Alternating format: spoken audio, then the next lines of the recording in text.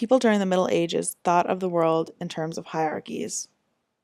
Every group in the church hierarchy had the duty to be obedient to the group above it and to provide certain services to the group below. For example, priests performed religious services for members of their congregations. These included baptizing babies, marrying couples, teaching children their prayers, and leading religious services. Members of the congregation had the duty to obey the rules of the church, respect the priest's authority, and pay him a tithe, that is, a portion of their crops or earnings.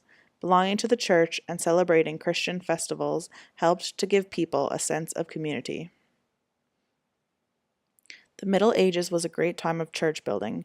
Historians estimate that between the years 900 and 1000, that more than 1,500 churches were built in France alone. Later, many cathedrals were built all over Europe.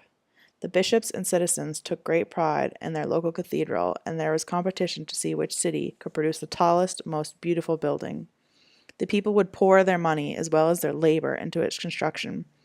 Hundreds of skilled craftspeople such as masons, sculptors, carpenters, blacksmiths, and workers in stained glass were involved.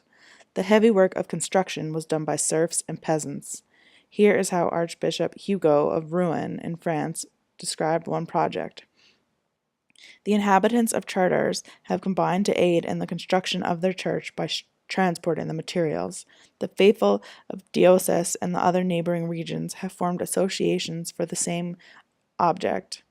They admit no one in their company unless he has been to confession, has renounced conflicts and revenges, and has reconciled himself with his enemies.